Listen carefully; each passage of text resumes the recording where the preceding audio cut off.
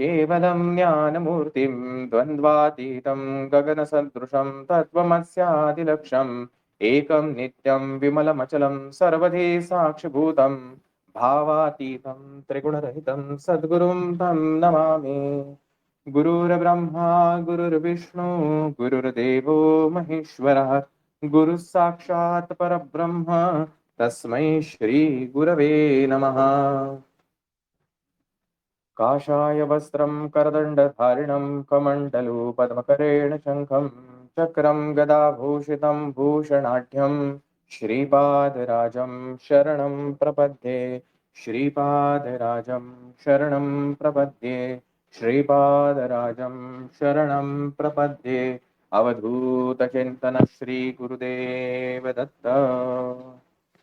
अनंत कोटी ब्रह्मांड नायक राजाधिराज योगीराज परब्रह्म भगवान श्री स्वामी समर्थ महाराज या दिंडोरी प्रणित मार्गाचे संस्थापक प्रणेते ब्रह्मीभूत परमपूज्य पिठले महाराज सद्गुरु परमपूज्य दादासाहेब तुम्हा आम्हा सर्वांचे श्रद्धेय स्थान प्रातस्मरणीय परमपूज्य गुरुमाऊली यांच्या चरणी आपण सर्व सेवेकऱ्यांच्या वतीनं त्रिवार मुजरा उपस्थित सर्व सेवेकरी बंधू आणि भगिनींनो, अतिशय रम्य पद्धतीनं ह्या गुरुचरित्राचं आख्यान आपण ऐकत आहोत। महाराज आपल्याला प्रत्येक क्षणागणिक प्रत्येक ओळीगणिक आपल्याला ज्ञान देत आपल्यामधील महाराजांचं अस्तित्व आपल्याला जाणवून द्यायचा प्रयत्न करत आहेत। जे काही महाराजांची आतमध्ये तेवत असलेली जी ज्योत आहे, जो आत्मया राम आहे, त्या आत्मया रामाकडे जाण्यासाठी आपल्याला प्रवृत्त करत आहेत आणि प्रत्येक कथेच्या माध्यमातून आपल्याला ते ज्ञान देते आहेत।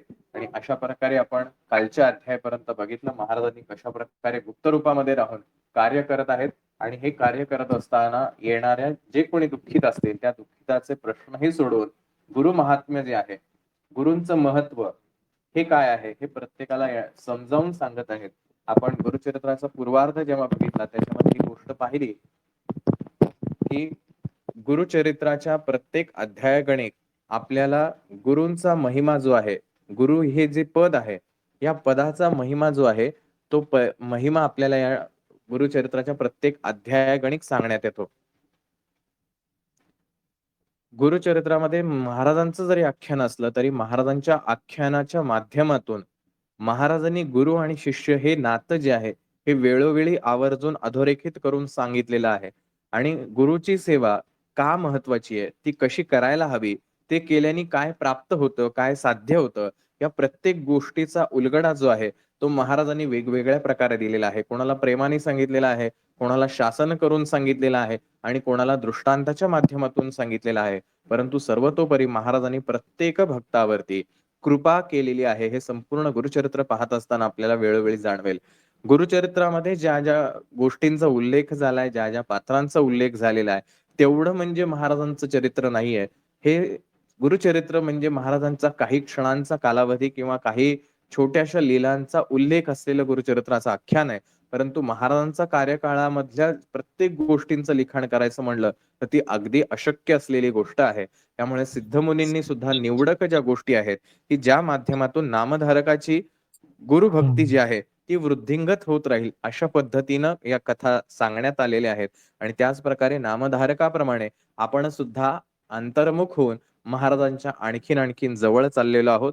आणि मग 17व्या अध्यायामध्ये नामधारक जे आहेत हे नामधारक सिद्धमुनींना जी एक विनंती करतायत। 16व्या अध्यायाच्या शेवटीच नामधारकाने ही विनंती केली की महाराजांनी आता गुप्त रूपातनं कार्य करत आहेत, आता पुढे काय झालं, त्यांनी पुढे हे कायमस्वरूपी असेच गुप्त राहिले का आणखीन पुढे काही त्यांचं कार्य झालं त्याबद्दल तुम्ही मला कथन करावं किंवा सांगावं असा सिद्धमुनींना विनंती केली। आणि ही विनंती ऐकून सिद्धमुनींना आणखीन भरून येतं आणि म्हणून ते म्हणतात, ऐक शिष्या नाम करणे तू गुरुभक्त शिखामणे तुझी भक्ती गुरुचरणे लीन होय निर्धारे। की हे नामधारका तू अत्यंत श्रेष्ठ असा गुरुभक्त आहेस की ज्याला फक्त गुरूंच्याच लीलांची किंवा गुरुविषयीच्या गोष्टींचीच ओढ आहे, तुला कुठलंही मागणं नाहीये। तुझं आता ते जे दुःख तू घेऊन आला होतास, तुझे जे प्रापंचिक जीवनातलं दुःख त्यासाठी तू महाराजांची भेट घ्यायची म्हणून निघाला होतास घरातून, आता ते सगळंच मागं पडलंय आणि आता तुला गुरूंविषयी ओढ लागलेली आहे। त्यामुळे तुझ्यासारखा शिष्य हा अद्वितीय आहे, तुझी भक्ती गुरुचरणी लीन होय निर्धारे। आणि त्यावरती उदाहरण देतात, पर्जन्य येता पुढारा, जैसा येतो सूचना वारा, सद्गुरु कृपा दैन्यहारा, ऐके श्री गुरुचरित्र. ज्या प्रकारे आता सध्या पाऊस पडतोय आपल्या सगळ्यांमध्ये, बऱ्याच ठिकाणी पाऊस पडतोय. तर पाऊस पडण्याच्या अगोदर ती मंद वारा वाहतो, थंड वारा जो आहे तो व्हायला लागतो. सगळं जे आसमान आहे ते ढगाळलेलं राहतं आणि वातावरण निर्मिती होते आणि आपण म्हणतो की कदाचित पाऊस पडणार आहे किंवा कुठेतरी पाऊस पडत असेल. तसंच ज्यावेळेला गुरुचरित्र वाचलं जातं, त्यावेळेला गुरुचरित्राचं वाचन म्हणजे तो मंद वारा आहे, की हे गुरुचरित्राचं अध्ययन केल्यामुळे, वाचन केल्यानंतर, चिंतन केल्यानंतर गुरुची कृपा तुमच्यावरती होणार आहे आणि तुमचं सगळं दुःख जे आहे, कुठल्याही प्रकारची समस्या आहे, शंका आहे, या प्रत्येकाचे निवारण महाराज करणार आहेत. हे म्हणजे गुरुचरित्र तुम्हाला ती बातमी घेऊन येतंय, की ज्या अर्थी तुमच्याकडनं हे गुरुचरित्र वाचलं जातंय, ऐकलं जातंय, त्या अर्थी महाराज तुमच्यावरती कृपा करणार आहेत. आणि त्यामुळे ही पूर्वार्धाची गोष्ट आहे, की आता थोड्याच वेळात गुरूंची कृपा आपल्या सगळ्यांवरती होणार आहे. आणि म्हणून आता हे सिद्धमुनी ते गुरुचरित्र आणखीन विस्ताराने त्या नामधारकाला सांगते आहेत. आणि हे सांगत असताना मग त्या ठिकाणी पुढं महाराजांचं कार्य कसं आहे, तर महाराज त्या वैजनाथ तीर्थक्षेत्रापासून महाराज आता पुढे पदभ्रमंती करत करत औदुंबर हे क्षेत्र जे आहे, ते आपल्या सांगलीमध्ये औदुंबर आहे, त्या ठिकाणी भिल्लवडी त्याचं नाव. तर त्या ठिकाणी महाराजांचं वास्तव्य किंवा महाराज तिथपर्यंत आले आणि महाराजांचा एक चातुर्मास जो आहे, 4 महिन्याचा जो कालावधी आहे, तर तो कालावधी महाराजांनी त्या औदुंबर तीर्थक्षेत्री घालवलेला आहे. त्या औदुंबर तीर्थक्षेत्रामध्ये भुवनेश्वरी देवी जी आहे, जे शक्तिपीठ आहे देवीचं, तर ह्या शक्तिपीठाचं पूर्वीपासून त्या ठिकाणी अस्तित्व आहे. आणि त्या शक्तिपीठामुळे महाराज त्या ठिकाणी येऊन वास्तव्याला आले, की या शक्तिपीठाच्या ठिकाणी अनेक सिद्धमुनींनी, अनेक योग्यांनी त्या ठिकाणी तपश्चर्या केलेली आहे. मातेचे आशीर्वाद घेतलेले आहेत. तर अशा ह्या सिद्ध असलेल्या ठिकाणी महाराज येथे झालेत किंवा त्या ठिकाणी महाराजांनी आगमन केलं आणि त्या ठिकाणीही महाराज गुप्त रूपाने राहिलेले आहेत. महाराजांनी कुठेही प्रकटीकरण केलं नाही. लोकांमध्ये जाऊन तिथं कुठलं लीला चमत्कार जे आहेत ते कुठल्याही प्रकारे दाखवलेले नाहीत. महाराज त्या किनाऱ्यावरतीच बसलेले आहेत. आणि त्याचा ऍड्रेस जो आहे, की कशाप्रकारे म्हणजे आता आत्ताच्या काळात आपण जसं म्हणतो, की सांगली कुठे आहे? तर इतक्या-इतक्या अंतरावरती आहे. असं ज्यावेळेला आपण पत्ता सांगू शकतो, त्यावेळेला काही तसा पत्ता सांगण्याची प्रथा नव्हती किंवा तसं काही सांगता येणं सुद्धा अवघड आहे. कारण त्यावेळेला एवढा काही प्रवास जो आहे, तो काही प्रवास व्हायचा नाही.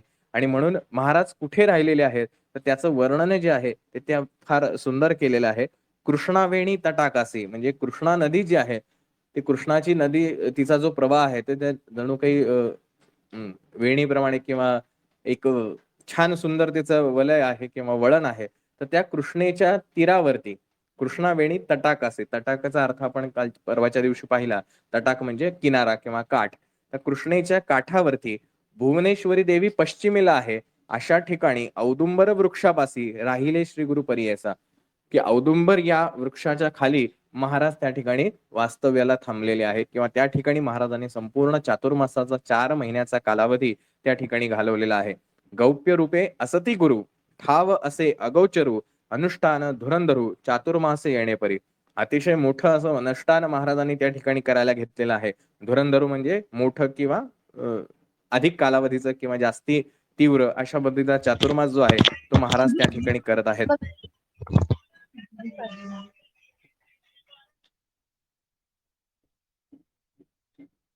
आणि त्या ठिकाणी त्याचं वर्णन केलंय. सिद्धस्थान असे गहन भुवनेश्वरी सन्निधान विशेष गुरु राहिले म्हणून उत्कृष्ट महिमा वाढला.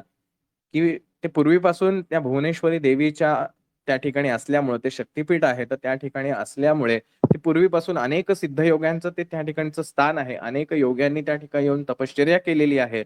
अशा ठिकाणी महाराज ज्यावेळेला आलेले आहेत, त्यानंतर औदुंबर क्षेत्राचा, त्या ठिकाणाचा महिमा जो आहे तो वाढलेला आहे.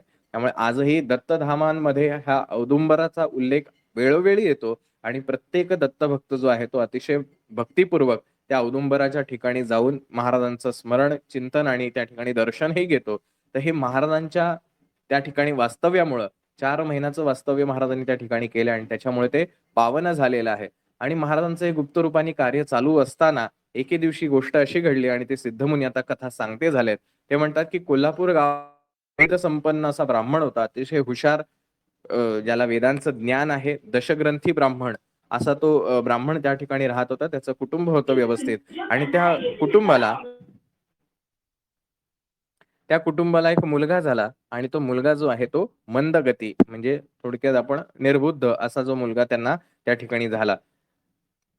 अनेक प्रकारचं त्याचं आचरण त्या ब्राह्मणाचं होतं ते अतिशय अ, जे काही नियमाला धरून होतं, शास्त्राला धरून असं त्याचं आचरण होतं. परंतु कर्मयोगाने जे काही त्याच्या कर्माची फळं असतील, त्या कर्मयोगाने त्याला मतिमंद असा मुलगा त्या ठिकाणी त्या दोघांना झालेला आहे.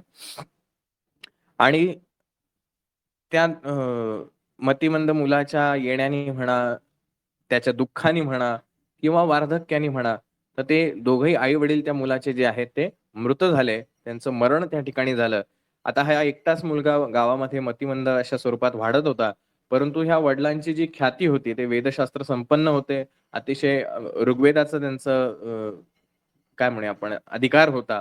ऋग्वेदी होते ते. त्यामुळे त्या गावातला असलेल्या त्यांचा जो पद आहे, त्या पदाला धरून समाजातल्या लोकांनी, गावातल्या लोकांनी त्या मुलाला सहानुभूती दाखवली आणि तो मुलाची वाढ करून त्याचं पालन-पोषण करण्याचा प्रयत्न केला आणि साधारण वयवर्ष 7 झाल्यानंतर 8वं वर्ष लागल्यानंतर शास्त्रानुसार याची मुंज करावी. किमान मुंजीनंतर गायत्री मंत्राचा उपदेश झाल्यानंतर तरी याला ज्ञान येईल आणि किमान 4 गोष्टी हा शिकेल आणि ह्याचा स्वतःचा चरितार्थ चालवू शकेल, अशी त्या लोकांना एक आशा होती आणि त्या दृष्टीनं त्यांनी त्याचा व्रतबंध जो आहे, तो कुळाचार त्या ठिकाणी संपन्न केला. परंतु हे सगळं करून सुद्धा त्याला काहीही करता येत नव्हतं. ना त्याला गायत्री मंत्र म्हणता येतंय, ना त्याला संध्या जी आहे ती संध्या म्हणता येतेय.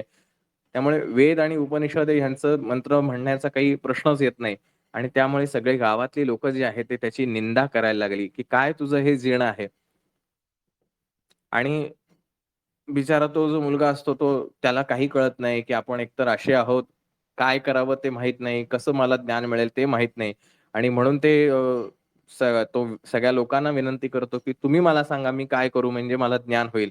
परंतु ते सगळे म्हणतात, की "नये स्नान संध्या तयासी, गायत्री मंत्र परी ऐसे, वेद कैचा मूर्खासी, पशु समान झाला असे." की तू जनावराप्रमाणे काही उपयोग नाही तुझं. खायचं, प्यायचं आणि बसायचं. ह्याच्या पलीकडे तुझ्या आयुष्यात काही होत नाही.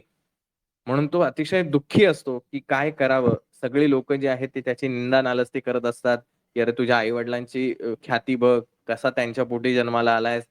त्यांनी एवढं जे काही कमवलं, ते सगळं तू मातीमोल केलेलं आहेस." अशा प्रकारे "तया ग्रामीचे द्विजजन, निंदा करीती आपण, विप्रकुळी जन्मून विद्या न येत तुझं लागे." ब्राह्मण कुळामध्ये तू जन्म घेऊन तुला काहीही विद्या येत नाही, गायत्री मंत्र म्हणता येत नाही. तुझे जे वडील आहेत, ते अतिशय वेदसंपन्न होते आणि त्यांच्या पोटी तू असा उभसलास. दगडासमान काही उपयोग नाही तुझा. डोकं म्हणजे बधीर तुझं डोकं आहे. असं दगडासमान तू उपजलेला आहेस. जळो तुझे जिणे, पित्याच्या नावा आणिले उणे, पोट बांधुनी पाषाणे, बावी तळी रिघेनासी. की तुझं जीणं जे आहे, जगणं जे आहे ते जळून जावं, काही उपयोग नाही या जगण्याचा. व्यर्थ आहे तुझं जीणं. यापेक्षा पोटाला दगड बांधून विहिरीमध्ये उडी मारून टाकली असतीस. असं त्याला इतक्या निकृष्ट दर्जाच्या शब्दांनी त्याची अवहेलना करतात, त्याचा अपमान करतात. "जन्मोनिया संसारी वृथा झालासी सुकरापरी, तुझ गती यमपुरी आचारही नका." मग तुझं हे जे काही आचरण आहे, त्या आचरणाने तुला यमराजाच्याच दरबारात जावं लागणार आहे. काही उपयोग होणार नाही. तुझी कीर्ती किंवा तुझी उन्नती जी आहे, सद्गती तुला काही लाभणार नाही. असं खूप साऱ्या वाईट-वाईट शब्दांनी त्याचं वर्णनही ग्रंथकर्ते करतात. परंतु इतक्या वाईट अवहेलना त्यांची करतात. त्याला खूप दुःख होतं, की काय आपण आपल्या आयुष्यात जगून उपयोगच काय? असं म्हणून एका दिवशी संध्याकाळी तो गावातनं निघतो कोल्हापूरवरनं आणि हे जे भिल्लवडी गाव आहे, ह्या भिल्लवडी गावापाशी येतो तिथे आणि रात्रीच्या वेळेला तिथं पोहोचतो. रात्रभर बिचारा उपाशी राहतो तिथं. त्याला काय करावं सुचत नाही. कुठले स्नानसंध्या जे काही उपचार आहेत त्याची मुंज झालीये. ती काहीही करायला तयार नाही. त्याचा कोवळा 8 वर्षाचा मुलगा आहे. विचार करा आपण. आई-वडील नाहीयेत. लोकांनी समाजाने त्यांना हिणवलेलं आहे, अपमानित केलेलं आहे. असा बिचारा मुलगा व्यथित होऊन त्या कोल्हापूर गावापासून औदुंबर त्या ठिकाणी तिथपर्यंत येतो आणि रात्रभर तसाच उपाशी राहतो. सकाळी त्याला दिसतं, की इथे देवीचं मंदिर आहे, भुवनेश्वरी देवीचं आणि त्या भुवनेश्वरी देवीच्या मंदिराच्या तिथं बाहेर बसून आता मतिमंद मुलगा आपल्याकडे आपण कशी प्रकारचे त्याला वागणूक देतो, तसं त्याही वेळेच्या लोकांनी कदाचित त्याला मंदिरात येऊन दिलं नसेल. म्हणून तो मंदिराच्या उंबरठ्यावरती बाहेरच तसा बसून राहतो आणि निश्चय करतो मनाशी, की काय असेल ते देवीने मला इथे दृष्टांत देऊन सांगावं, की मी काय करावं म्हणजे मला विद्या येईल. असा मनाशी निश्चय केलेला असतो त्याने, की मी मागच्या जन्मांमध्ये मला जे काही ज्ञान असेल, हे ज्ञान मी लोकांना वाटलं नसेल आणि म्हणून मी असा मंदमती झालो असेल. जन्मांतरी पूर्वी आपण केले नाही विद्यादान, नये विद्या याची कारण काय करू म्हणत असे.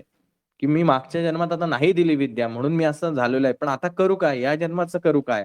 असं म्हणून तो स्वतःला दोष देत असतो, हिणवत असतो, स्वतःचीच निंदा करत असतो, की आपलं जीणं हे व्यर्थ आहे. एवढ्याशा लहान मुलाला बघा एवढं ज्ञान आहे. मनामधून हे सगळं चाललेलं आहे. आणि असं म्हणून तो त्या देवीच्या ठिकाणी अतिशय निश्चयाने त्या देवीच्या ठिकाणी करतो, की जोपर्यंत मला देवीचा दृष्टांत होत नाही, स्वप्नामध्ये मला मार्गदर्शन होत नाही, की मी काय करावं, तोपर्यंत मी अन्न-पाणी काही घेणार नाही. असा 3 दिवस त्या ठिकाणी पडून राहतो. कुठलंही त्याला स्वप्नामध्ये काही दृष्टांत होत नाही, काही नाही. त्याला प्रचंड राग येतो. बघा साधारण ज्याच्या मेंदूवरती ताबा नसतो, असा माणूस काही करायला मोकळा असतो. त्याला काही कळत नाही आपण काय करतोय. आणि हे 3 दिवस असं झाल्यामुळे तो आणखीन व्यथित होतो, त्रस्त होतो, की देव सुद्धा माझं ऐकायला तयार नाही. मी काय करावं? आणि असं म्हणून तो देवीच्या समोर एक तिथलं शस्त्र घेतो, जवळपास जे काही त्याला मिळेल आणि स्वतःची जीभ कापून टाकतो. 8 वर्षाचं कोवळं पोर आहे. आणि त्यांनी हातामध्ये ते धारदार शस्त्र घेऊन त्या देवीच्या समोर जीभ कापून टाकली, की आता जर तू मला मार्गदर्शन केलं नाही, मी काय करावं, कशाप्रकारे मला ज्ञान होईल, हे जर तू मला सांगितलं नाही, तर आता ह्याच्या पुढची स्टेप माझं मी मुंडकं उडवून टाकेल. मग तू बघ आता तुला काय करायचं. असं म्हणून अतिशय निर्धाराने कारण इतका अपमानित झालेला असतो. 7 वर्ष रोज लोकांचे टोमणे ऐकून जे काही त्रास आणि तुझे आई-वडील असे होते आणि तू असा काय, कितीतरी त्याला ऐकावं लागलं असेल. छोटंसं बाळाला एवढं सगळं ऐकल्यानंतर त्याची मनस्थिती एवढी नसते कधी. त्यामुळे तो आता इतका व्यथित झालाय, की आता त्यांनी स्वतःची जीभ कापली. जीभ कापल्यानंतर नुसतं रक्तबंबाळ सगळं रक्त सांडतं तिथं पायरीवरती. त्या दुःखामध्ये, त्या त्रासामध्ये ती वेदना घेऊन तो तसाच तिथं धडपडत राहतो. अन्न-पाणी नाही घेतलेलं त्याने. निश्चय केलेला आहे त्याने, पक्का निश्चय. काहीही झालं तरी चालेल, पण आता मला ह्यातनं एक तर मार्ग मिळाला पाहिजे, नाहीतर मी माझा जीव सुद्धा देऊन टाकेल. आणि एवढं सगळं त्याचा तो निश्चय असल्यामुळे त्या दिवशी त्याला रात्री ती भुवनेश्वरी माता जी आहे ती त्याच्या स्वप्नामध्ये येते, की "अरे तू माझ्यावरती का राग-राग करतोयस? हे करण्यापेक्षा एक काम कर, नदीच्या पलीकडच्या तीरावरती औदुंबर वृक्षाच्या छायेखाली एक यतिराज बसलेले आहेत. ते साक्षात परमेश्वर आहे. तू त्यांच्याकडे जा, ते नक्की तुला ज्ञान देतील." असा त्याला दृष्टांत होतो आणि हा दृष्टांत झाल्यानंतर देवी त्या ठिकाणी गुप्त होते. ताबडतोब ह्याला जाग येते आणि ते देवीचे बोल आठवतात. तो तसाच त्या रक्तबंबाळ अवस्थेमध्ये त्याला ते जी काही वेदना होती त्या वेदनेची सुद्धा आता जाणीव नाही. आणि तो धावत सुटलाय त्या नदीच्या तीरावरनं त्या नदीच्या पात्रामध्ये धावत सुटलेला आहे, की मला आता पलीकडच्या तीरावरती जायचंय. आणि तो धावत येतो आणि औदुंबराच्या खाली महाराज तिथं ध्यानस्थ बसलेले असतात आणि तो धावत येऊन महाराजांचे चरण धरतो. ते चरण इतक्या प्रेमाने धरतो, कारण त्याला आता माहिती आहे, की हाच एक वेळ आपल्याकडे पर्याय आहे. दुसरं काही नाही आणि हे देवीने साक्षात आपल्याला येऊन सांगितलेलं आहे. देवीने त्याला सांगितलेलं असतं, की "तू त्या ठिकाणी जा, तुझी इच्छा त्या ठिकाणी नक्की पूर्ण होईल." निघाला विप्र त्वरित, पळत गेला प्रवाहात, सादर लक्षिताची तेथ, देखता झाला श्री गुरुसे. प्रचंड धावत वेगत त्या नदीच्या पात्रातून पळत गेलेला आहे. त्याने विचार नाही केला. हे नदीचं पात्र आहे.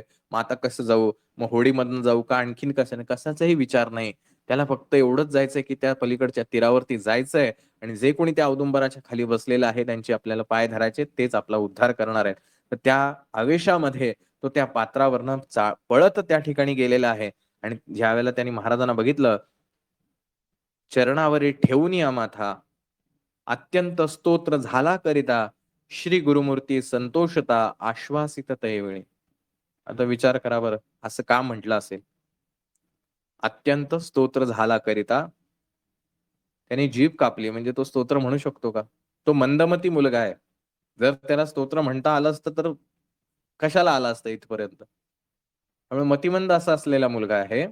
जीभ कापलेली आहे. तरी ग्रंथकर्ते काय म्हणतायत? अत्यंत स्तोत्र झाला करिता. आपण ते परवाच्या अध्यायामध्ये हे बघितलं होतं. शब्दाविन कळले सारे, शब्दांच्या पलीकडले. हा असा संवाद आहे. आता तो जिभेनी शब्द नाही व्यक्त करत आहे. तो मतिमंद आहे. तो मनातून हे सगळं महाराजांशी बोलतो आहे. कारण मनाला तर कुठलंच व्यंग नाहीये. आणि तो मनाने की महाराज आता तुम्हीच आहात आणि तुमच्या चरणाशी मी आलेलो आहोत. तुम्ही किती महान आहात. जे काही त्याला गोडवे गायचे असतील, ते मनातून त्यांनी गोडवे गायलेले आहेत आणि म्हणून तिथं म्हटलेले ग्रंथकर्त्यांनी अत्यंत स्तोत्र झाला करिता. अत्यंत प्रेमभराने महाराजांची स्तुती केलेली आहे त्या मुलाने. एवढ्याशा मुलाला हे मात्र नक्की माहिती आहे, की स्तुती कशी करायची, भगवंत कसा प्रसन्न होतो. त्यामुळे व्यंग शरीराला असू शकतं, व्यंग मनाला नाही. मनाची ताकद मोठी आहे आणि याच मनाच्या ताकदीवरती बिचारा 3 दिवस अनोशापोटी होता. त्या स्वतःची जीभही कापली. ते रक्त, ते दुःख, ते वेदना सगळी सहन केली. केवळ मनाची ताकद, निश्चय पक्का आहे. निश्चय पक्का असल्यामुळे त्याला ह्या गोष्टींचं भान राहिलं नाही. त्या पात्रामधून सुद्धा पळत आला आणि हे सगळं ते बघितल्यानंतर महाराज डोळे उघडतात. महाराज अंतर्यामी आहेत. महाराजांना समजते ह्याची पार्श्वभूमी काय आणि महाराजांनी काय म्हटलंय? श्री गुरुमूर्ती संतोषता आश्वासित तयवेळी. सगळ्यात पहिलं आश्वस्त केलेलं आहे त्याला, की काही काळजी करू नको बाळा, तू योग्य ठिकाणी आलेला आहेस. आता हे महाराजांनी कसं सांगितलं असेल? हाही संवाद शब्दाविनाच आहे. कारण मतिमंद मुलाला हे शब्दांचे जे भाग आहेत, शब्दांचं जे सामर्थ्य आहे, व्याकरण आहे, हे व्याकरणही त्यांनी शिकलेलं नाही. त्या मतिमंद आहे. त्यामुळे जसं महाराजांनी प्रेमाने त्याच्या डोक्यावरती हात ठेवला असेल, त्या मुलालाही कळलं असेल, की आता आपण योग्य ठिकाणी पोहोचलेलो आहोत. याला म्हणतात शब्दाविण भाषा. आणि महाराजांनी काय केलं? श्री गुरुमूर्ती संतोषती, माथा हस्त ठेविती, ज्ञान झाले तया प्राप्ती, जिव्हा आली तत्काळी कळ. त्या क्षणी महाराजांनी त्याच्या डोक्यावरती हात ठेवला. हात ठेवता क्षणी त्याला सर्व विद्यांचं ज्ञान झालं आणि त्याला पुन्हा त्याची जीभ प्राप्त झालेली आहे. काय महाराजांची लीला वर्णावी. किती एका क्षणभरात महाराजांनी त्याला ज्ञानही दिलं आणि त्याची गेलेली जिव्हाही त्याला परत दिली. महाराज एकाच वेळेला डॉक्टरही झाले, एकाच वेळेला महाराज शिक्षकही झाले. हे असतात गुरु. किती दयाळू आहेत, किती कृपाळू आहेत. कुठं त्यांना वेळ लागलेला आहे देण्यासाठी? अजिबात नाही लागला. तो तर मुलगा आत्ता क्षणभरापूर्वी महाराजांची भेट झाली त्याची.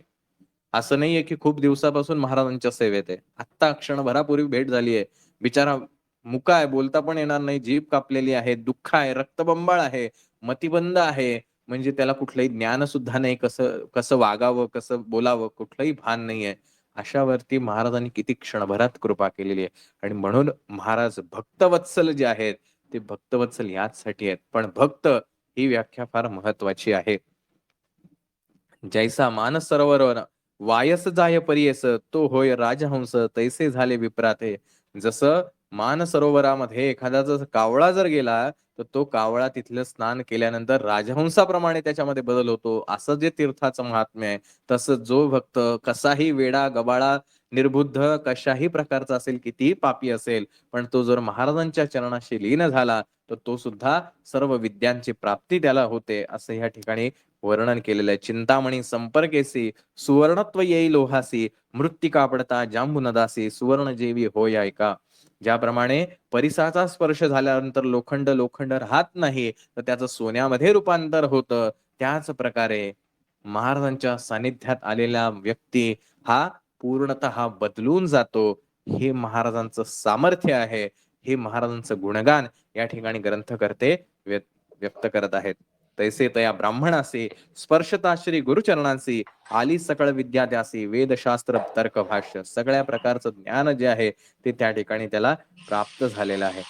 आणि म्हणून सिद्ध मुनी असं म्हणतात, सिद्ध म्हणे नामधारका, सिद्ध म्हणे नामधारका, श्री गुरु महिमा ऐकानिका, जे जे स्थानी वास देखा, तेथे महिमा ऐसी तसे. की महाराजांचं हे महिमा जो आहे, ही ख्याती जी आहे ती ऐकत जा. महाराज जिथे जिथे गेलेले आहेत, तिथे तिथे महाराजांच्या हे अशाच प्रकारे लिहिल्या आहेत, ज्या अगम्य आहेत, ज्या बुद्धीला न कळणाऱ्या आहेत, न समजणाऱ्या आहेत. तर्कबुद्धी आपली पूर्ण तिथं गहाण पडून जाईल, की हे कसं झालं? एका क्षणात त्याला जीभ कशी येऊ शकेल? एका क्षणात त्याला सगळं ज्ञान कसं प्राप्त होऊ शकेल? आपली बुद्धी जिथं थंड पडते, अशा महाराजांच्या लीला जिथे जिथे महाराज जातात, त्या त्या ठिकाणी घडतायत. आणि म्हणून हे गुरुमहिमांचं जे आहे ते तू एकचित्ताने ऐक. म्हणून ही सरस्वती गंगाधर सांगे गुरुचरित्र सविस्तर, ऐकदा होय मनोहर सकळा भिष्टे साधती. आणि म्हणून हे गंगाधर सरस्वती जे आहेत ते गुरुचरित्राचा विस्तार करून आपल्या सर्वांना गुरूंची महती सांगत आहेत. आणि अतिशय आनंद आपल्याला हे देणार हे गुरुचरित्र आहे.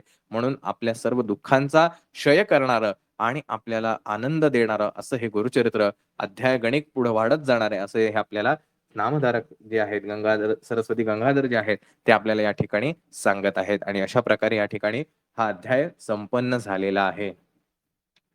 बघायला गेलं तर गोष्ट खूप छोटीशी आहे. अध्याय वाचताना अगदी 35-40 श्लोक आहेत. पण यातलं काही महत्वाचे जे श्लोक आहेत ते आपण समजून घ्यायचा प्रयत्न करूया अगदी थोडक्यामध्ये.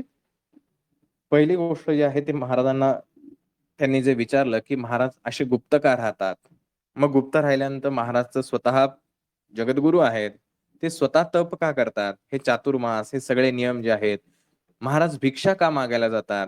असे प्रश्न जे आहेत, असे प्रश्न त्या नामधारकांनी, सरस्वती गंगाधरांनी सिद्धमुनींना विचारले आहेत आणि त्याची उत्तरं जी आहेत ती अतिशय ज्ञानपूर्वक सिद्धमुनींनी आपल्याला सांगितलेली आहेत. ती आपण थोडीशी या ठिकाणी बघूया.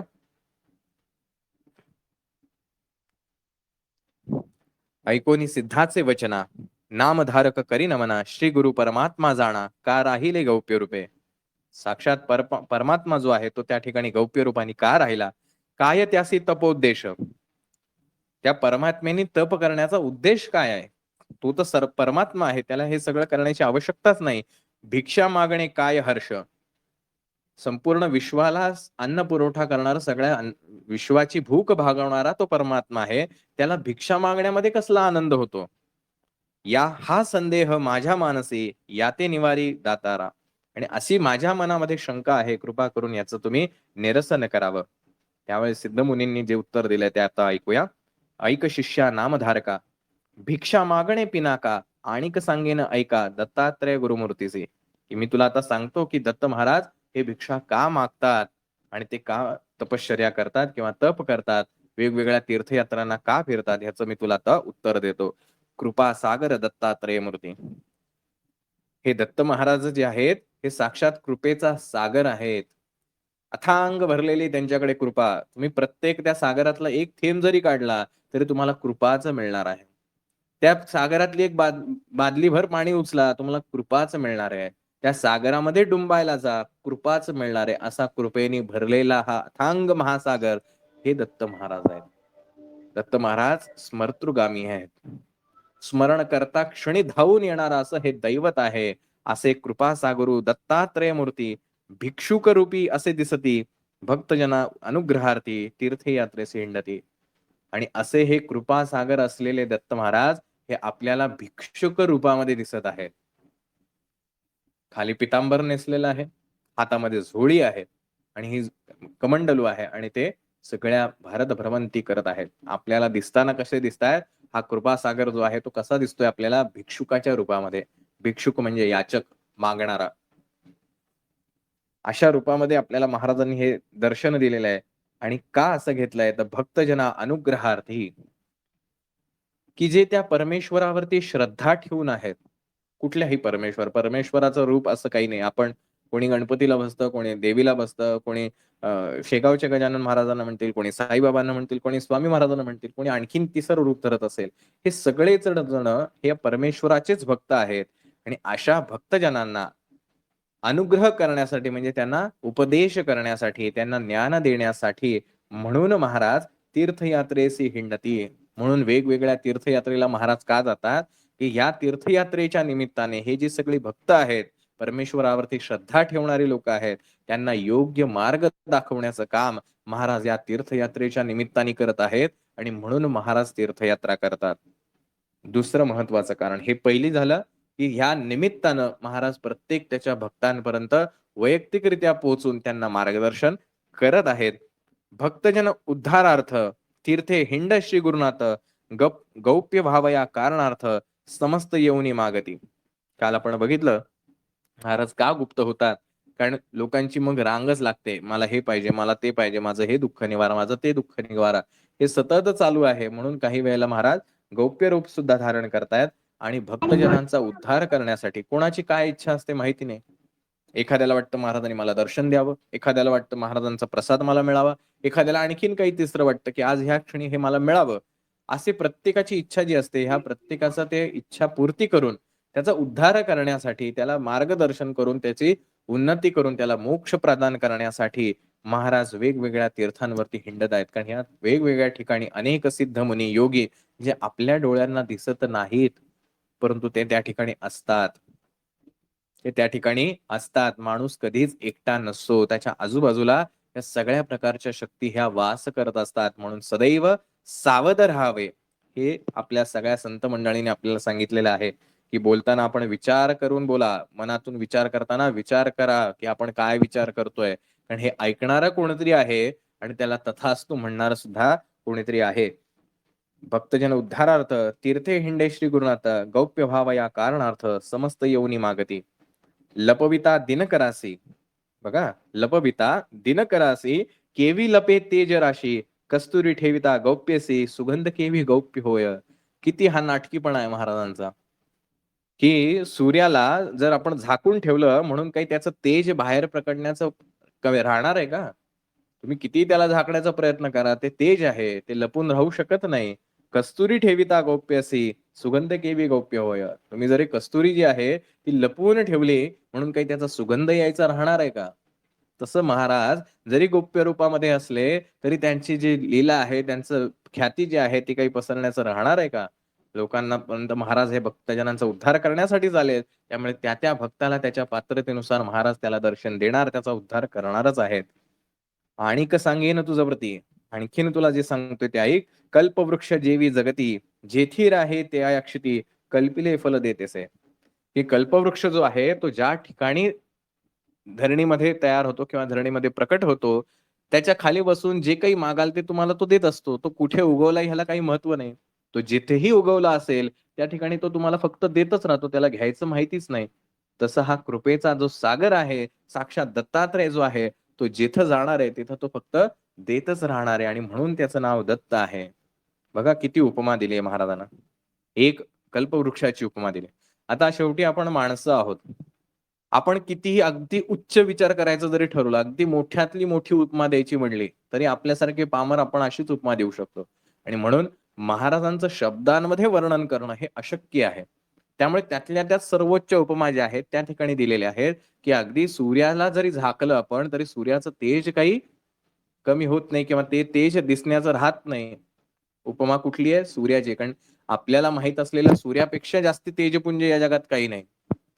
कस्तुरीची उपमा दिलेली आहे, की कस्तुरीपेक्षा अधिक भव्य किंवा अधिक काहीतरी सुगंधित असण्याचं आपल्याला काही परिचित नाही. म्हणून कस्तुरीची उपमा दिलेली आहे, की कस्तुरी जरी झाकून ठेवली तरी त्याचा सुगंध येणं राहणार आहे का? तिसरी उपमा कल्पवृक्षाची दिली आहे, की कल्पवृक्ष जर जिथे असेल त्या ठिकाणी तो इच्छा प्रदानच करणार. तुमची ज्या काही इच्छा आहेत त्या पूर्ण करणार. महाराजांनी ह्याच्या पलीकडे आणखीन काय उपमा देणार आहोत आपण? आपलं शब्द सामर्थ्य इथपर्यंतच आहे आणि म्हणून अशा प्रकारच्या उपमांच्या माध्यमातून की सांगायचं आहे की महाराजांची उंची जी आहे, महाराजांची भव्यता जी आहे ती किती मोठी आहे. आणि म्हणून कायम लक्षात ठेवा, आपण ज्या स्वामी महाराजांच्या सेवेत आहोत, ज्या दत्त महाराजांच्या सेवेत आहोत, ही साधी-सुधी गोष्ट नाही. प्रत्येक क्षणाला मनाला ही जाणीव करून द्या, आपण खूप मोठ्या शक्तीच्या सोबत आहोत. ही शक्ती एवढी सामर्थ्यवान आहे की एका क्षणात तुम्हाला नराचा नारायण करू शकते. क्षणभरामध्ये तुम्हाला जे जे हवंय ते सगळं देऊ शकते. तुम्हाला कुबेराचा खजिना आणून देऊ शकते. अश्विनी कुमाराचं वैद्य देऊ शकते. तुमचे सगळे आजार एका क्षणात घालवू शकते. एवढं सामर्थ्य असलेली शक्ती ही आपल्या सोबत आहे. वसे अंतरी ही स्वामी शक्ती कळू दे. पण ती कळली पाहिजे. आपल्या अंतरेमध्ये वसलेली ही स्वामी शक्ती कळली पाहिजे, तर मनातली भीती जाईल. आपण त्या स्वामी शक्तीला बाहेर कुठेतरी शोधण्याचा प्रयत्न करत आहोत आणि म्हणून आपल्याला असं वाटतंय, कारण मी एका ठिकाणी आहे आणि अन्य एखादा माझा मित्र जो आहे तो दुसऱ्या ठिकाणी आहे. तर मी फक्त त्या मित्राविषयी कल्पना करू शकेल, की तो मित्र माझ्याविषयी चांगलीच भावना ठेवत असेल. एक उदाहरण देतो. एक छोटासा बॉक्स आहे, खोकं आहे आणि त्या खोक्यामध्ये एका मांजरीला ठेवलेलं आहे आणि खोकं बंद केलं आणि तिथे 2 व्यक्तींना उभं केलं. कदाचित तुम्ही ती व्यक्ती आहात आणि तुम्हाला विचारलं, या खोक्यामधली मांजर जिवंत आहे का मेली आहे ते सांगा. आपण काय सांगू? कदाचित जिवंत असेल, कदाचित मेलेलीही असेल. काही असू शकतं. नाही सांगू शकत. मग तुम्ही म्हणाल, मग ती किती वेळ मांजर तिथं ठेवली आहे? मग मांजर किती वयाची आहे? छोटं पिल्लू आहे का मोठी मांजर आहे? खोकं किती मोठं आहे, त्याच्यात ऑक्सिजन किती आहे, अशा वेगवेगळे तुम्हाला मनामध्ये प्रश्न पडणार आणि मग त्याच्यावरती आम्ही उत्तर देऊ शकतो. पण खात्रीने आम्ही काही सांगू शकत नाही, की मांजर जिवंत आहे का मेलेली आहे. एकच व्यक्ती सांगू शकते किंवा एकच जी आहे गोष्ट तीच सांगू शकते मांजर जिवंत आहे का मेली आहे, ती म्हणजे स्वतः मांजर. आपण फक्त शक्यता सांगू शकतो. कारण मांजर आणि मी बघणारा ह्या 2 वेगवेगळ्या गोष्टी आहेत. मांजरीला विचार करावा लागत नाही, मी जिवंत आहे का मेली आहे. मांजर म्हणते मलाच माहिती असणार की मी जिवंत आहे का मेली. जोपर्यंत परमेश्वर आणि मी हे अंतर राहणार आहे, तोपर्यंत मनामध्ये भीती कायम राहणार आहे. आणि मी त्या भगवंताची जी काही सेवा उपासना करतोय, चरित्र वाचतोय, स्तोत्र म्हणतोय, मंत्र म्हणतोय, जे मी काही त्याचं सगळी पूजा अर्चा करतोय, ती त्याच्यापर्यंत पोहोचतीये का नाही? मला माहित नाही. आणि म्हणून तो माझ्यावरती कृपा करेल का नाही, याच्याविषयी माझ्या मनामध्ये भीती असणं स्वाभाविक आहे. पण जेव्हा मला हे कळेल, वसई अंतरी ही स्वामी शक्ती कळू दे, की अरे ही स्वामी शक्ती बाहेर नाहीये, ही माझ्यामध्येच आहे. मग जर माझ्यामध्ये असलेली स्वामी शक्ती मला ओळखता आली, तर मी ठरवू शकतो मी केलेली सेवा पोचतीये का नाही पोचते. आणि म्हणून ही अंतरी वसलेली स्वामी शक्ती शोधण्याकडे आपला कल असला पाहिजे. आणि ज्यावेळेला ही आतमधली स्वामी शक्ती कळते, त्यावेळेला जळी स्थळी काष्टी पाषाणी स्वामी शक्तीच दिसते. आणि त्यावेळेला भीतीचा लय होतो, भीती संपते आणि आयुष्यामध्ये फक्त आनंद राहतो, ज्याला सच्चित आनंद असं म्हणतात. कायमस्वरूपीचा आनंद, जो कधीही कोणी तुमच्याकडनं हिरावून घेऊ शकणार नाही. तुमच्याकडनं पैसे हिरावून घेतील, तुमचं आरोग्य हिरावून घेतील, तुमचं सगळं हिरावून घेतील, पण तो तुमच्याकडचा जो आनंद आहे, जे तुम्हाला कळलंय की अरे हा परमात्मा तर माझ्याच मध्ये आहे, माझ्याकडेच आहे, बाहेर नाहीच आहे, ते मात्र तुमच्याकडनं कोणी हिरावून घेऊ शकत नाही. आणि हे आपल्याला समजावं, यासाठी गुरुचरित्र आहे, यासाठी स्वामी चरित्र आहे, यासाठी तारक मंत्र आहे, यासाठी आरत्या आहेत. गणपती अथर्वशीर्ष जे आहे, त्याला अथर्वशीर्ष का म्हटलंय? कारण ते सत्य आहे, जे शाश्वत आहे, जे कधीही बदलणार नाही. त्याच्यामधला एक शब्द आहे तत्वमसी. तत्वमसी म्हणजे तूच तो आहे. माणूस ज्यावेळेला जन्माला येतो, त्यावेळेला जन्माला आल्यानंतर डॉक्टर जो आहे तो पहिलं काम त्याला रडवण्याचं करतो. हे रडवण्याचा सुरामध्ये तो जो आत्मा आहे, त्या देहामध्ये असणारा, या आत्म्याला जाणीव होते की आपण या पृथ्वी तलावरती या मर्त्य लोकामध्ये जन्म घेतलाय. आणि ती जी किंकाळी तो पहिली टाकतो, जे रडण्याचा सूर लावतो, तो सूर जो आहे तो त्यातनं प्रश्न विचारतो, को हम, मी कोण आहे. आणि मृत्यूपर्यंत त्याला हे शोधायचंय, तत्वमसी, तू तोच आहेस. अथर्वशीर्ष जर आपण व्यवस्थित वाचलं तर ह्या अथर्वशीर्षाच्या प्रत्येक श्लोकागणिक आपल्याला सांगितलेलं आहे, तू तोच आहेस. वसे अंतरी स्वामी शक्ती कळू दे. ज्या वेळेला तुला हे कळेल की अरे तूच आहेस, तुला बाहेर कुठं जायची गरजच नाही, त्यावेळेला तुझ्यासाठी या जगामध्ये अशक्य असं काहीच नाही. मग तू जे म्हणशील ते तुला प्राप्त होत राहील. आपण ज्याला म्हणतो की ज्याची श्रद्धा असेल त्याला ते मिळेल. हे श्रद्धा म्हणजे काय? बिलीव्स, विश्वास. हा विश्वास कुठे आहे? बाहेर नाहीये विश्वास, आतमध्ये आहे विश्वास. तुमच्याच मनाने तुमच्या आतमध्ये विश्वास निर्माण केलाय की येस, मी हे गुरुचरित्र वाचलंय ना, तर मला 100% माझा प्रश्न जो आहे तो दूर होणार आहे. हा विश्वास जेवढा दृढ असेल, आपलं मन आपल्याशी गेम खेळतं. एक मन आपलं पूर्ण ठाम असतं. आता गुरुचरित्र वाचणार आहे ना, 100% माझं दुःख दूर होणारच. लगेच कोणतरी आजूबाजूने येणार, "अरे काय तुझा केवढा मोठा प्रश्न आहे, काय तुझं बरं होणार नाही वाटतं." लगेच आतलंच मन परत विरत, "काय गुरुचरित्र वाचून पण होईल का नाही माहित नाही, किती वाचायला लागतील मला गुरु." झालं, द्विधा मनस्थिती आली. 2 गोष्टी झाल्या, मांजर जिवंत आहे की मेलेलं आहे? आता सांगणं अवघड होईल. कारण आता इथे ड्युअॅलिटी आली आहे, 2 भाग आलेले आहेत. जोपर्यंत एक होतं, गुरुचरित्र वाचणार माझं दुःख दूर होणार. एक आहे तोपर्यंत 100% तुमचं काम होणार. ज्या वेळेला 2 झालं त्याचं, तुमचंच मन आता दुसरा पण विचार करायला लागले, की अरे होईल का? एकामध्ये होईल का 7 करावे लागतील का 3 करावे लागतील? या वर्षी होईल का पुढच्या वर्षी होईल? सकाळी होईल का रात्री होईल? जेवढे मनामध्ये संभ्रम निर्माण जास्ती होणार, तेवढं कामाला डिले होत राहणार. एखादा म्हणतो, "अरे मी आता" बघा एखादा नवखा व्यक्ती असतो, जो अनेक ठिकाणी हिंडून आला, जसं ह्या मुलाचं उदाहरण आहे. हे अध्याय का महत्वाचा आहे? तो जो छोटासा मुलगा आहे 8 वर्षाचा, ऑलरेडी सगळीकडनं वैतागलेला आहे. सगळ्या प्रकारे प्रयत्न करून झालेत. त्याच्या तिथल्या गावातल्या लोकांनी त्याला शिकवण्याचा प्रयत्न केला, जमलं नाही. मग त्याची मुंज करण्यात आली, व्रतबंध करण्यात आला, तरीही त्याला जमलं नाही. सगळीकडनं दूषणं मिळाल्यानंतर तो देवीकडे आला. तिथं उपाशी राहिला. 3 दिवस त्याने अनुष्ठान केलं. काही फायदा झाला नाही. जीभ कापली. देवीने सांगितलं, "अरे माझ्याकडे येऊ नको. तू एक काम कर. तिथे एक यतिराज आहेत. तू त्यांच्याकडे जा. ते तुझं काम करतील." आता त्याच्या डोक्यात एवढंच आहे. देवीने सांगितलंय तिथे गेल्यानंतर तुझं काम होणार. त्यांनी कसलाही मागचा पुढचा विचार केला नाही. प्रतिप्रश्न केलेला नाही. देवी कशावरनं? तू करू नाही शकत, तो तिथला माणूस काय करेल? माझा नाही विश्वास. असं नाही म्हणलेलं. ड्युॲलिटी नाहीये. एकच आहे विचार. येस, तो करणार आहे आणि त्या वेगाने मग तो धावत पळत सुटला त्या नदीवरनं त्या पात्रावरनं सुद्धा तो पळत गेला आणि पलीकडे गेला. महाराजांना चरण ठेवले. त्या क्षणी त्याला ज्ञान झालेलं आहे. कारण एकच आहे. त्याच्या डोक्यामध्ये, मनामध्ये दुसरा विचारच नाही, काम होईल का? येस, होणारच. मी प्रयत्न करतोय सांगण्याचा, समजतंय का बघा. तुमचा स्वामींवर असलेला विश्वास हा बाहेर नाहीये, तुमच्या अंतर्मनामध्ये. तुमच्या एखाद्या व्यक्तीचा स्वामींवर असलेला अविश्वास बाहेर नाहीये, आतमध्ये आहे. तो आतला आवाज जो आहे तो आपल्याला सांगतो या फोटोत महाराज आहेत का नाहीये. एक ज्याची स्वामींवर श्रद्धा आहे, त्याच्या मनामध्ये विश्वास आहे की येस स्वामी आहेत, त्याला स्वामींचा कुठेही फोटो दिसला, अगदी गाडीवरती एखादा लावलेला स्टिकर असेल, तरी सुद्धा तो म्हणतो हे बघा स्वामी आहेत. कारण त्याचा आतला विश्वास तो त्याला सांगत असतो. एखाद्याची स्वामींवर श्रद्धा नाही, त्याला तुम्ही अगदी कुठल्याही स्वामींच्या मंदिरात जरी नेलं तरी तो ती मूर्ती बघून पण म्हणणार हे ही तर दगडाची मूर्ती, ही तर धातूची मूर्ती, स्वामी कुठे? स्वामी बिचारे ते दगडात नाही, स्वामी त्या मूर्तीत नाही, स्वामी त्या फोटोत नाही, स्वामी तर तुझ्या आतमध्येच आहेत. तुला ठरवायचंय की स्वामी आहेत किंवा नाही आहेत. भाव तेथे देव. तुझ्या मनात जर तो भाव असेल तर दगडात सुद्धा देव आहे. तुझ्या मनात जर भाव नसेल, मूर्तीतही देव नाही.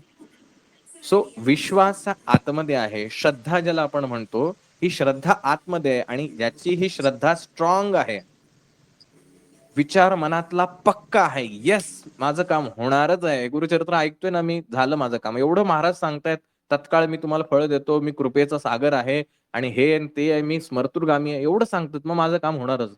कोणी जगातलं कितीही तुम्हाला ओरडून सांगू दे, तुझं काम होणारच नाही, ऐकूच नका त्याचं. ऐकूच नका. त्याला सांगणार, अरे तुला काय माहिती, माझं काम होणारच आहे, बस एवढंच म्हणा. तो म्हणेल कसं होणार, मला नाही माहित, माझं काम होणारच आहे. जोपर्यंत तुमचं आतलं मन आत्मविश्वासपूर्वक होत नाही, तोपर्यंत महाराजही काम करत नाहीत. म्हणून आपल्याला जे वाटतं की माझं काम व्हायला किती वेळ लागेल, आपल्यावरती अवलंबून आहे. तुमचं मन ज्याला एकनिष्ठ होईल, येस मी हे करतोय ना, हे होणार, झालंच हे. मनामध्ये एकदाही आता हे तुमच्या मनात काय चाललं हे तुमच्या व्यतिरिक्त कोणी सांगणार? ती मांजर सांगू शकते जिवंत आहे का मी मेली आहे. बाहेरचा माणूस अंदाज बांधू शकतो.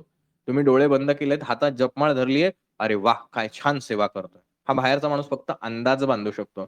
तुम्हीच एकमेव स्वतःला सांगू शकता, मी मनापासून सेवा करते का माझ्या मनामध्ये संभ्रम चालू आहे, मनामध्ये अनेक हजारो विचारांचं आंदोलन चालू आहे. हे फक्त तुम्हीच सांगू शकता. तिसरा व्यक्ती कोणीही सांगू शकत नाही. त्यामुळे बरेच वेळेला परवा पण कोणतरी ताईंनी विचारलं, की त्यांचा मुलगा असा त्यांना म्हणला, "तुम्ही एवढी देवाची सेवा करता, एवढी महाराजांची सेवा करता, मग असे का प्रश्न?" आपल्याच मनाला आतमध्ये विचारायचे, असे का प्रश्न? व्हेन यू ॲक्सेप्टेड, तुम्ही हे जेव्हा गृहीत धरून चालता, की हे माझ्या कर्माचे भोग आहेत. भोगायचे, मी आपली सेवा करत राहते. हे जोपर्यंत ॲक्सेप्ट करणार नाही, तुमच्या मनाने दृढ विश्वास धरलेला आहे ना, हे कर्माचे भोग आहेत, कशाला पाहिजे? ह्यातनं सुटका कशाला पाहिजे आपल्याला? भोग आहेत, भोगूया आपण. बघा, प्रत्येकाची मानसिकता वेगळी आहे. एक जो आहे ज्याला फक्त हे जीवन जे डोळ्यांनी दिसणारं जीवन आहे तेच खरं धरून चाललेलं आहे. तो म्हणेल मला ह्यातनं सुटका मिळायला पाहिजे. तो धडपडेल, या डॉक्टरकडे नाही, त्या डॉक्टरकडे जा, याच्याकडे नाही, या बुवाकडे जा, कुठेतरी जा, पण ह्यातनं मला सुटका पाहिजे. एखादा म्हणेल कशाला पाहिजे हे सगळं? जाऊन दे ना, जे आहे ते आहे. मला फक्त महाराज मिळतात, मी सुखी आहे. मला काही फरक पडत नाही. मला आजार झालाय का, मला ताप आलाय का, सर्दी आली का, आणखीन काय झालं, मला काही फरक पडत नाही. आणि खरंच त्याला फरक पडत नाही. लोकं त्याला म्हणतात, "अरे तुला एवढा आजारी आहेस तू आणि तुझ्यात एवढी ताकद येते कुठनं?" ती ताकद आतमध्ये आहे. त्यांनी ठरवलेलं आहे, की मला काहीच झालेलं नाही. माझे महाराज माझ्यासोबत असताना मला काहीच होऊ शकत नाही. हे त्यांनी ठरवलंय. त्यामुळे व्याधी शरीरापुरतीच राहते. त्याला ताकद आतून येते. कारण वसई अंतरी ही स्वामी शक्ती कळू दे. त्याला कळलेलं असतं महाराज तर इथंच आहेत. तेच मला ताकद देतायत. असे अनेक सेवेकऱ्यांच्या बाबतीत घडतं. मग हे का घडतं हे शिकणं म्हणजे गुरुचरित्र आहे. कळलं असावं असा मी अंदाज बांधतो. ही स्वामी शक्ती आपल्यामध्ये आहे. एकनिष्ठ भक्ताला महाराज ज्ञान द्यायला वेळ लावत नाहीत. आता जे एक त्याच्यामध्ये एक वाक्य आलेलं आहे. जन्मांतरी पूर्वी आपण केले नाही विद्यादान, नये विद्या याची कारण काय करू म्हणत असे. की मी मागच्या जन्मांमध्ये जे काही मला ज्ञान होतं ते ज्ञान मी कोणाला दिलं नाही आणि म्हणून मी या जन्मामध्ये खातून हे सगळं सांगितलेलं आहे तो साक्षात परमेश्वर आहे. त्यामुळे ह्याच्यावरती नो आर्ग्युमेंट, नो ऑब्जेक्शन कुठलीच नाही. ज्याला पटतं त्यांनी घ्यावं, नाही पटतं त्यांनी सोडून द्यावं. अशा प्रकारे प्रत्येक आपल्या कर्माचा हिशोब हा वैयक्तिक आपल्याला भोगावा लागतो. चांगलं केलं, चांगलं भोगायचं, वाईट केलं, वाईट भोगायचं. ज्या गोष्टींची आज आपल्याला इच्छा होतीये, की ह्याच्यावरती मला सत्ता प्राप्त करायची, याच्यापेक्षा मला मोठं व्हायचंय. दुसऱ्याची रेख खोडत बसण्यात ज्याला इंटरेस्ट आहे, त्यांनी जरूर खोडावं. पुढच्या जन्मात त्याला तेच काम करत राहावं लागणार आहे. सतत त्याच्या पापांची फळं जी आहेत, ती त्याला भोगावे लागणार आहेत. त्याच्या पुढचा जो काही महत्त्वाचा भाग होता, तो मुद्दामून वाचला नाही. कारण त्याच्यातनं भीती निर्माण होईल आणि भीती उत्पन्न करणं हे आपलं काम नव्हे. परंतु ह्या प्रत्येक गोष्टीचा हिशोब इथेच करावा लागतो. मर्त्य लोकाशिवाय दुसरीकडे कुठेही मोक्ष नाही. म्हणून भागवत जर आपण वाचलेलं आहे, त्यात भागवतातही हा उल्लेख आहे, की खूप पुण्य केलं तरी तुम्हाला स्वर्गाची प्राप्ती होते. स्वर्ग प्राप्तीमध्ये सगळ्या पुण्याचा उपभोग घेतल्यानंतर पुन्हा मनुष्य रूपात जन्म घ्यावा लागतो. इथे पुन्हा मोक्षासाठी धडपड करावी लागते आणि मोक्ष प्राप्तीपर्यंत तुम्हाला हे जन्म चालूच ठेवावे लागतात. म्हणून स्वर्ग हे अंतिम सत्य नाही आणि म्हणून मोक्षप्राप्ती म्हणजेच महाराजांचं होणं हेच आपलं अंतिम उद्दिष्ट असावं असे आपले सगळेच धर्मग्रंथ आपल्याला आणि ह्या गुरुचरित्रासहित महाराज प्रत्येक वेळेला आपल्याला हेच सांगतायत की ही अंतरी वसलेली जी शक्ती आहे त्याचा तू हो. तू स्वतंत्र जर राहिलास तर मनामध्ये भीती कायम राहील आणि स्वामी महाराज जे म्हणले भिवू नकोस, मी तुझ्या पाठीशी आहे. हा मी म्हणजे आपण स्वतः नव्हे. आपण स्वतः ज्या वेळेला संपतो तो उरतो तो म्हणजे मी आहे. आणि तिथे असतात स्वामी. स्वामी हे रूप जे आहे, जे आपल्या डोळ्यांना दिसतं, हे रूप नसून ही शक्ती आहे. स्वामी महाराज अनेक रूपांमध्ये आपल्याला दिसतात. अनेक त्यांनी सिद्धयोगी घडवले. प्रत्येक माध्यमातून महाराजांनी मोठं कार्य केलंय. परमपूज्य गुरुमाऊलींच्या रूपात आज कार्य करतायत. याच्या अगोदर अनेक रूपातनं काम केलेलं आहे. हे कार्य परमेश्वराचं अथांग चालूच राहणार आहे. अनंत कार्य आहे. हे न थांबणार आहे. आपण त्या गंगेतून स्वतःचा उद्धार करून घ्यायचा किंवा नाही घ्यायचा हा आपला प्रश्न आहे. आणि म्हणून सद्गुरू दादासाहेब नेहमी म्हणायचे, की महाराज तुमच्या सोबत राहिलेल्यांना सुद्धा तुम्ही समजले नाहीत. किंवा दादांनी त्यांच्या ग्रंथांमध्येही सांगितलेलं आहे सद्गुरू मोरे दादांनी, की आम्ही इथे का आलो? आम्ही हे सगळं का करतोय? हे आमच्या सोबत राहणाऱ्यांना सुद्धा कळलं नाही. आणि म्हणून आपण ज्या गुरुमाऊलींच्या सान्निध्यात आहोत, जी शक्ती आपल्या सोबत आहे, जी शक्ती आपल्यावरती कृपा करते आहे, त्या शक्तीला ओळखण्याचा प्रयत्न करा. मानवी देह जरी धरिसी तरी नससी देह हाची संदेह. जर त्याला माणसा स्वरूप आपण पाहिलं तर माणसाला असणारे चांगले वाईट गुण जे आहेत ते आपण सगळे पाहत राहणार आहोत आणि त्याच्यातच गुरफटत जाणार आहोत. जोपर्यंत त्या शक्तीला आपण पाहू शकणार नाही तोपर्यंत आपलं कल्याण हे अशक्य आहे. म्हणून गुरुमाऊलींची कृपा आपल्या सगळ्यांवर समान असते. आपण घेण्यास पात्र व्हावं एवढीच प्रामाणिक इच्छा गुरुमाऊलींची असते. कारण ते कोणावरती दुजाभाव करत नाहीत. कोण किती ज्येष्ठ आहे, कोण किती कनिष्ठ आहे, कोण कधी सेवा करतो आहे, किती सेवा करतोय या गोष्टींचं त्यांना काहीही घेणं देणं नाही. त्यांची म्हणजे इलेक्ट्रिसिटी जी आहे ती सगळ्यांना समान असते. तुम्ही किती लाईट वापरायचे, तुम्ही किती कनेक्शन घ्यायचे, तुम्ही किती पॉइंट काढायचे, तुमची कॅपॅसिटी ओळखायची. लाईट बिल किती भरू शकता तेवढे पॉइंट्स घ्या. एमएससीबी तुम्हाला म्हणते का किती पॉइंट काढा, एवढेच पॉइंट काढायचे, याच्यावरती काढायचे नाही असं म्हणते का? अजिबात नाही. पाहिजे तेवढं वापरू शकता. बिल भरायची पात्रता ठेवा. गुरुमाऊलींचं व्हायचंय, महाराजांचं व्हायचंय 100% होऊ शकतात. त्यासाठी पात्रता सिद्ध करा. एवढंच त्यांचं म्हणणं आहे. त्यामुळे सगळ्यांवरती समान कृपा करणारे असे सद्गुरू आपल्याला लाभलेले आहेत. आपली पूर्वपुण्याई थोर म्हणून आपण या महाराजांच्या मार्गात आहोत. कुठेतरी 4 चांगल्या गोष्टी कुठल्यातरी जन्मात केल्या असतील म्हणून हे गुरुचरित्र आपल्याकडनं वाचलं गेलं. या 4 ज्ञानाच्या गोष्टी आपल्या कानावरती पडतात.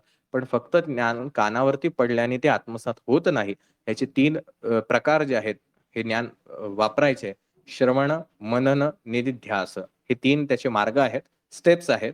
या स्टेप्सनी लावावं लागतं. पहिला मार्ग श्रवण. सतत ऐकत राहा. ज्याला आपण पारायण करणं म्हणतो. सतत करत राहायचं. कारण आज जे आपल्याला कळलेलं आहे, आपण जेव्हा पुन्हा तो ऑडिओ ऐकू, पुन्हा नव्यानेच कळलेलं असतं. आणखीन एखाद्या वर्षाने आपल्या आयुष्यात बऱ्याच उलथापालथ झालेले असतात. 1 वर्षानंतर पुन्हा तोच अध्याय ऐकल्यानंतर आपल्याला, "अरे, हे तर मी ऐकलंच नव्हतं. मला आज नवीन कळलं." हे गुरुचरित्र अथांग सागर आहे, अमृत आहे. आपण जेवढं घेऊ तेवढं ते आणखीन आपल्याला देत राहणार आहे. त्यामुळे सतत ह्याचं श्रवण करत राहणं, हा पहिली स्टेप आपली ह्या ज्ञान आत्मसात करण्याची. दुसरी स्टेप आहे मनन. जे आपण ऐकलं आहे, ते त्याचं चिंतन मनामध्ये करायचं. आपल्या लाईफशी ते कनेक्ट करायचं. आपल्या आयुष्याशी जोडायचं. आपण कुठे कमी पडतोय, आपण कुठे चांगलं करतोय, ह्या गोष्टींचं चिंतन करून, जे चांगलं करतोय त्याच्यामध्ये आणखीन वाढ करायची. जे चुकीचं करत असेल त्याच्यामध्ये कमी आणायची आणि चांगल्याची वाढ करत राहायची. हे मनन सतत राहिलं पाहिजे. आणि तिसरी स्टेप निधिध्यास. म्हणजे जी गोष्ट आता तुम्हाला कळली आहे, की ही माझी चुकती आणि ही माझी बरोबर आहे. तर जे बरोबर आहे ते जास्तीत जास्त करण्याचा सतत प्रयत्न करणं किंवा त्याला म्हणायचं ध्यानधारणा. त्या गोष्टींवरती फोकस करणं म्हणजे निधिध्यास. ज्यावेळेला ह्या 3 प्रोसेस होतात, कारण प्रत्येक कृती ही मनामध्ये आधी होते. मनात आलेला विचार मग हा शब्दांच्या वाटे बाहेर पडतो आणि शब्दांच्या वाटे बाहेर पडल्यानंतर शरीराच्या माध्यमातून कृती घडते. म्हणून आपण दरवेळेला जे पाहतो, अगदी आता येणाऱ्या आगामी सप्ताहामध्ये सुद्धा शेवटच्या दिवशी ज्यावेळेला प्रायश्चित्त आहुत्या दिल्या जातात, त्यावेळेला जे याज्ञिकी असतील त्यांना ही गोष्ट कळेल किंवा ज्यांना माहिती असेल. कायिक, मानसिक, वाचिक झालेले दोषांप्रित्यर्थ त्या ठिकाणी आहुती दिली जाते, की आमच्याकडनं शरीराद्वारे, विचारांच्याद्वारे म्हणजे मनाद्वारे आणि शब्दांच्याद्वारे ज्या काही चुका झाल्या असतील, तर त्याची प्रायश्चित्तासाठी आम्ही या देवतांना आहुत्या देत आहोत. तर जे काही पाप किंवा पुण्य घडतं, ह्या 3च माध्यमातनं घडतं. मनाद्वारे, शब्दाद्वारे आणि शरीराद्वारे. शरीर डायरेक्ट इन्व्हॉल्व होत नाही. त्याचे नेक्स्ट लेव्हल आहे. म्हणजे आपण मनाने आधी विचार करतो. समोर तुमच्या ग्लास आहे. तुम्हाला पाणी प्यायची इच्छा होते आणि मग तुम्ही पाण्याच्या ग्लासकडे जाता. पाण्याच्या ग्लासकडे गेल्यानंतर तो ग्लास जो आहे तो उचलायचा आहे, हाही विचार पहिले मनात येतो. मग कृती घडते आणि मग तुम्ही पाणी पिता. त्यामुळे पाणी पिणं ही लास्ट स्टेप आहे. आधी विचार केला जातो. त्यामुळे मनातून आलेल्या विचारांकडे जास्ती लक्ष देऊन, त्याप्रकारे आपल्या मुखातून जे काही शब्द बाहेर पडतायत, कोणाला राग भरतोय आपण, कोणाविषयी वाईट चिंता करतोय आणि वाईट त्याला काहीतरी त्याच्याविषयी गॉसिप करतोय आणि शरीराद्वारे कोणाला तरी त्रास द्यायचा प्रयत्न करतोय. त्या प्रत्येक गोष्टींचं निरीक्षण करून योग्य गोष्टींवरती फोकस ठेवून ते काम करणं म्हणजे निधिध्यास. त्यामुळे नुसतं ऐकल्याने आयुष्यात बदल घडत नाही. ऐकल्यानंतर नेक्स्ट स्टेपवर ते जायला पाहिजे. त्याचं मनन मनामध्ये केलायला पाहिजे, की काय हे नेमकं सांगितलंय महाराजांनी. माझ्या आयुष्यामध्ये ते कसं मला उतरवायचं आहे. प्रत्येकाला हे वेगवेगळं आहे. त्याचा साचा वेगवेगळा आहे. एकच पाणी वेगवेगळ्या भांड्यात गेलं की त्याचा आकार बदलतो. पाणी तेच आहे. भांड्यामुळे आकार बदलतो. त्यामुळे हे ज्ञान सगळ्यांना समान आहे. आपलं भांडं कसं आहे याच्यावरती आपल्याला काय कळणार आहे ह्या गोष्टी महत्त्वाच्या आहेत. सगळ्यांचंच आयुष्य गुरुचरित्र वाचल्याने बदलेल का? अजिबात नाही बदलणार. पण काही जणांचं बदलेल का? हो, 100% बदलू शकतं. जो त्याच्यावरती मनन करेल, विचार करेल आणि तशी कृतीही करेल, त्याचं आयुष्य 100% बदलेल. असं हे गुरुचरित्र अथांग आहे. कितीही सांगितलं याच्यावरती तरी कमीच पडेल. आजचं आपण एक स्तोत्र आपण जे म्हणणार आहोत, अतिशय सुंदर स्तोत्र आहे. मंत्रमुग्ध होऊन आपल्याला ते ऐकायचं आहे. हे स्तोत्र ह्यासाठी आहे, आपण खूप साऱ्या गोष्टी नकळत किंवा जाणतेपणाने खूप चुका करत असतो. अगणित चुका आपल्याकडनं होत असतात. आपल्याला माहिती असून सुद्धा आपल्याकडनं नित्यसेवा होत नाही. आपल्याला माहिती असून सुद्धा आपल्याकडनं नामस्मरण घडत नाही. अनाहूतपणे आपल्याकडनं कोणाला तरी वाईट शब्द बोललेला असतो. आपल्याला आज मनुष्य जन्म आहे हे माहिती असून सुद्धा त्या आत्मज्ञानाची आपल्याला ओढ वाटत नाही. असे कितीतरी अगणित पापं आपल्याकडनं घडत असतात आणि म्हणून ह्या सगळ्या पापातून आपल्याला कोण मुक्त करू शकतं? एकमेव श्री दत्त महाराज आहेत, की ज्यांचं कार्यच हे भक्तांचा उद्धार करणं. आपण या अध्यायात बघितलं, की भक्तांचा उद्धार करण्यासाठीच महाराज वेगवेगळ्या ठिकाणी फिरतायत आणि म्हणूनच आज ते आपल्या घरी आलेले आहेत. त्यामुळे महाराजांकडेच ही क्षमा मागायची आहे, की महाराज आमच्याकडनं हे नाही, आम्हाला तेवढं नाही जमलं. तुमचं नामस्मरण जमलं नाही. चांगलं वागणं जमलं नाही. आमचे आचार अतिशय वाईट आहेत. आम्ही लोकांशी चांगलं सुद्धा बोलत नाही. पण तरी सुद्धा तुम्हीच कृपाळू आहात. कृपेचा सागर आहात आणि तुम्हीच आम्हाला नक्की क्षमा करावी. अशा आविर्भावातून, अशा भावनेतून आपल्याला या महाराजांना हे स्तोत्र म्हणायचं आहे. अपराध क्षमा स्तोत्र असं ह्या स्तोत्राचं नाव आहे. ग्रुपवरती आलेलं असेल मला ते. एक मिनिट. ग्रुपवरती मे बी आलेलं नाहीये.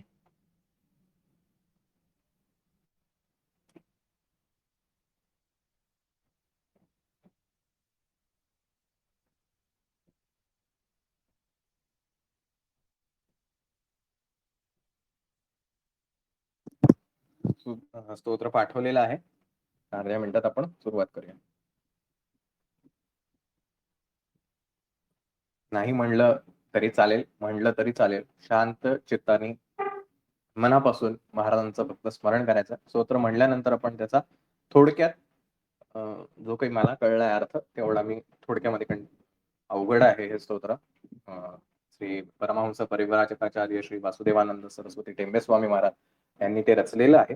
महाराजांची क्षमा मागण्यासाठी प्रयत्न करणार आहे. मला कितपत जमेल माहिती नाही, पण महाराज आपल्या सगळ्यांवरती क्षमाशील व्हावेत, कृपाशील व्हावे अशी या ठिकाणी मी मनोकामना व्यक्त करतो. रसज्ञावशातारकं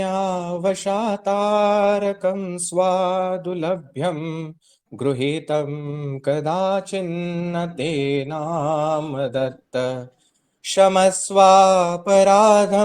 क्षमस्वापराधं क्षमस्वापराधं प्रभो क्लिन्न चित्त वियोन्यन्नन्तरे दैवदार्ढ्यादिभोग्रा गृहीतं कदाचिन्न तेनामदत्त क्षमस्वापराधं क्षमस्वापराधं क्षमस्वापराधं प्रभो क्लिन्न चित्त मया मातृगर्भे स्थिते प्राप्तकष्टात् गृहीतं कदाचिन्न तेनामदत्त क्षमस्वापराधं क्षमस्वापराधं क्षमस्वापराधं प्रभो क्लिन्न चित्त मया मातृगर्भस्थिते गृहीतं कदाचिन्न तेनामदत्त क्षमस्वापराधं क्षमस्वापराधं क्षमस्वापराधं प्रभो क्लिन्न चित्त मया जातमात्रेण सम्मोहितेन गृहीतं कदाचिन्न तेनामदत्त मया यौवने ज्ञानतो भोगतोषादत् गृहीतं कदाचिन्न तेनामदत्त क्षमस्वापराधं क्षमस्वापराधं क्षमस्वापराधं प्रभो क्लिन्न चित्त मया स्थाविरे निग्रह सर्वेन्द्रियेण गृहीतं कदाचिन्न तेनामदत्त क्षमस्वापराधं क्षमस्वापराधं क्षमस्वापराधं प्रभो क्लिन्न चित्त क्षमस्वापराधं प्रभो क्लिन्न चित्त ऋषिकेश मे वाग्मनः कायजातं हरे ज्ञानतो ज्ञानतो विश्वसाक्षिन् क्षमस्वापराधं क्षमस्वापराधं क्षमस्वापराधं प्रभो क्लिन्न चित्त क्षमस्वापराधं प्रभो क्लिन्न चित्त स्मृतो ध्यात आवाहितोऽस्यर्चितो वा न गीतः स्तुतो वन्दितो वा न जप्तः क्षमस्वापराधं क्षमस्वापराधं क्षमस्वापराधं प्रभो क्लिन्न चित्त क्षमस्वापराधं प्रभो क्लिन्न चित्त दयाब्धिर्भर्वाग्मन् ससागाशमातृभवत्यातु भर्वान् मे शरण्यः यथा लम्बनं ब्रूहि भूनिं श्रुतां घिरेति प्रार्थितं दत्तशिष्येण सारं क्षमस्वापराधं क्षमस्वापराधं क्षमस्वापराधं प्रभो क्लिन्नचित्त क्षमस्वापराधं प्रभो क्लिन्नचित्त क्षमस्वापराधं प्रभो क्लिन्नचित्त। इति श्री परमहंस परिव्राजकाचार्य श्री वासुदेवानंद सरस्वती विरचितम् अपराध क्षमा स्तोत्रम संपूर्ण। अशा प्रकारे फार सुंदररित्या महाराजांची केलेली विनवणी आहे की महाराज कृपया करून तुम्ही आम्हाला क्षमा करा। हे दत्तगुरु, हे प्रभू, माझ्याकडनं तुझं नामस्मरण कधी घडलं नाही। मी कुठल्या अनेक जन्मांमध्ये कुठल्या रूपात असेल, मी माझ्या मातेच्या गर्भामध्ये असताना माझ्याच कष्टामध्ये इतका गढून गेलो होतो की तुझं स्मरण करण्याचं सुद्धा मला आठवण राहिली नाही। तेव्हा हे प्रभू, तू मला कृपा कर आणि मला क्षमा कर आणि मला ही नक्की खात्री आहे की तू माझ्यावरती मला क्षमा करशील। माझ्याकडनं अनावधानाने तुझे शरीराने, मनाने, वाचेने अनेक प्रकारचे अपराध घडलेले आहेत। मी वासनेमध्ये इतके गढून गेलेले आहेत, माझ्या इच्छा, आकांक्षा, दुःख याच्यातच अडकून गेलो आणि तुझं नाव घ्यायचंच विसरून गेलो।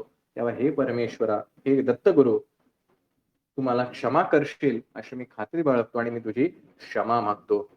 माझी ही जी याचना आहे, मी जी ही विनवणी करतोय ती नक्कीच सफळ होईल याची मला खात्री वाटते, कारण तू साक्षात दत्तगुरु आहेस।